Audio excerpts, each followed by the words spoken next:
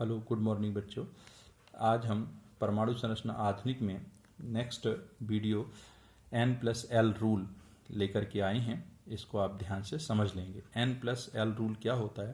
पहला नियम है N+L का मान जिस उपकोष के लिए न्यूनतम होता है सर्वप्रथम इलेक्ट्रॉन उसी उपकोष में प्रवेश करता है। कहीं कंफ्यूजन हो कि हम किस, जैसे 3D और 4s ही है, इलेक्ट्रॉन 3D में भेजें या 4s में भेजें या कैसे कहाँ भेजें, तो उसके लिए ये नियम दिया है। उन्होंने कहा कि जिसके लिए N+L का मान न्यूनतम होगा पहले इलेक्ट्रॉन उसमें प्रवेश करेगा। जैसे समझाने के लिए हम लिख रहे हैं 4s और 3D है, तो 4s और प्लस 3D में पहले इलेक्ट्रॉन 4s में प्रवेश करेगा, क्योंकि N+L का मान 4s के लिए न्यूनतम होता है। पहले किस में करेगा? 4s में प्रवेश करेगा। क्यों करेगा उसके लिए देख लीजिए। 4s के लिए n बराबर तो 4 हो गया भाई, मैंने कहा था ये मुख्य क्वांटम संख्या है और ये द्विगंशी क्वांटम संख्या। s के लिए 0 होती है l, तो l 0 है और n 4, तो 4 + 0 4 हो गया। अब 3D के लिए n बराबर कितना है? 3D के लिए n बराबर 3 और d के लिए l बराबर 2, तो 3 + 2 = 5। तो न्यूनतम कौन है, 4 या 5? 4 न्यूनतम है ना, तो पहले इलेक्ट्रॉन इसमें जाएगा, उसके बाद इलेक्ट्रॉन इसमें जाएगा, यानी 4s में पहले जाएगा। अब इसी प्रकार से कहीं ऐसा आ जाए कि N+L का मान दोनों के लिए समान हो जाए, तब क्या करेंगे? तो उसके लिए सेकंड नियम है, यदि N+N का मान दोनों उपकोषों के लिए समान हो तो इलेक्ट्रॉन उस उपकोष में प्रवेश करेगा जिसके लिए n का मान न्यूनतम हो। कैसे, इसको समझ लीजिए। उदाहरण के तौर पर हमने इसे आपको समझाया है कि जैसे मान लीजिए 3D है, तो 3D के लिए n बराबर 3 और l बराबर 2, तो 3 + 2 कितना हो गया? 5। और 4p के लिए कितना है? देखो 4 और p के लिए 1, तो 4 + 1 5 आ रहा है, दोनों के लिए समान आ रहा है। तो इलेक्ट्रॉन n यहाँ न्यूनतम है ना, 3D के लिए n 3 है और 4p के लिए n 4 है, तो 3 और 4 में ये न्यूनतम है, तो इसलिए 3D में प्रवेश करेगा। इसी के आधार पर हम फिर मैग्नेटिक प्रॉपर्टी को समझाते हैं। आपको छांटने के लिए भी कभी कभी एग्जाम में आ जाते हैं कि बताइए कि कौन से पैरामैग्नेटिक हैं, कौन से डायामैग्नेटिक हैं, चुंबकीय गुण। तो चुंबकीय गुण में सबसे पहले आता है पैरामैग्नेटिक। वे पदार्थ जो चुंबकीय क्षेत्र में रखे जाने पर चुंबकीय क्षेत्र के द्वारा आकर्षित हो जाते हैं, अट्रैक्ट हो जाते हैं, अनचुंबकीय गुण कहलाते हैं, पैरामैग्नेटिक कहलाते हैं। और डायामैग्नेटिक वे पदार्थ होते हैं जिनमें जो चुंबकीय क्षेत्र में रखे जाने पर आकर्षित नहीं होते, प्रतिकर्षित किए जाते हैं, प्रतिचुंबकीय कहलाते हैं। अब इनको पहचानेंगे कैसे? तो उन्होंने कहा कि वे पदार्थ जिनमें अनपेयर्ड इलेक्ट्रॉन होते हैं, अयुग्मित इलेक्ट्रॉन होते हैं, वे चुंबकीय क्षेत्र में आकर्षित होते हैं, अर्थात उन्हें हम अनचुंबकीय कहते हैं।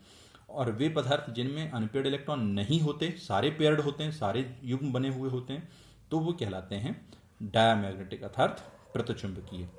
अब इसके एक समझा भी देते हैं, जैसे Mn+4 है। अब Mn+4 में ये प्रतिचुंबकीय अनचुंबकीय देखना है, तो हमने क्या किया, इसका Z होता है 25, इलेक्ट्रॉनिक विन्यास लिखेंगे 1s2 2s2 2p6 3s2 3p6 3d3, क्योंकि वैसे तो 3d5 4s2 हुआ। अगर हम 25 का इलेक्ट्रॉनिक विन्यास लिखते हैं, 25 है Mn का, तो जब हम इसका इलेक्ट्रॉनिक विन्यास लिखेंगे तो होगा 1s2 2s2 2p6 3s2 3p6 4s2 3d5, ये हुआ इसका इलेक्ट्रॉनिक विन्यास। 25 का गिन लो, 2 2 4 6 4 10 2 12 6 18 2 20 5 25। लेकिन Mn+4 है, +4 का मतलब है 4 इलेक्ट्रॉन इसमें से निकले हैं, तो निकलेंगे किस में से? अब लड़के इसमें से निकाल देते हैं, बोले 25 - 4 21, और बोले यहाँ 3d1 कर दिया, 4 इसमें से निकाल दी। ये रॉन्ग है, गलत है, क्योंकि सबसे पहले इलेक्ट्रॉन आउटर मोस्ट सेल से निकलेगा। जब आप अभी पिछले उसमें आप देखना वीडियो में, हमने जब सेल समझाए थे, तो पहले नाभिक के पास वाला सेल था 1 ना, उससे दूसरा वाला सेल 2, अगले वाला सेल 3 और अगले वाला सेल 4। तो इसमें 3 सेल हैं, 1 2 3 4। तो आउटर मोस्ट सेल कौन सा है? सबसे बाहर सेल कौन होगा? 4 होगा। तो इलेक्ट्रॉन सबसे पहले 4s से निकलेगा, क्योंकि ये आउटर मोस्ट सेल है, सबसे बाहरी कोश है। तो सबसे पहले 2 इलेक्ट्रॉन यहां से निकालिए, फिर 2 निकल गए, अब 4s तो गायब हो गया, अब सबसे आउटर मोस्ट सेल हो गया 3।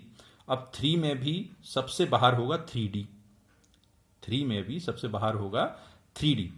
तो 3d, क्योंकि 1 2 3, जब 4 गायब हो गया तो 3 ही तो बचे, तो थर्ड कोश बाहरी कोश हुआ। और बाहरी कोश में भी सबसे आउटर मोस्ट होगा 3D। तो 3D में से 2 और निकाल दिए, तो 2 यहां से निकले, 2 यहां से निकले, 4 निकल गए, तो 3D3 आ गया।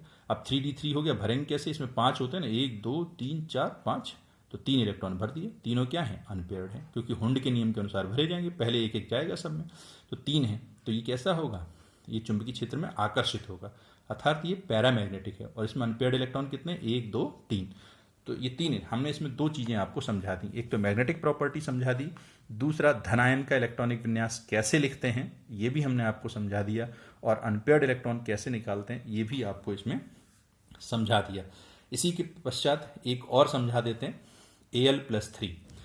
अब देखिए जो Al+3 है 13 इलेक्ट्रॉन है, 13, तो 1s2 2s2 2p6, तो 2 2 4 6 4 10, और 3s2 3p1।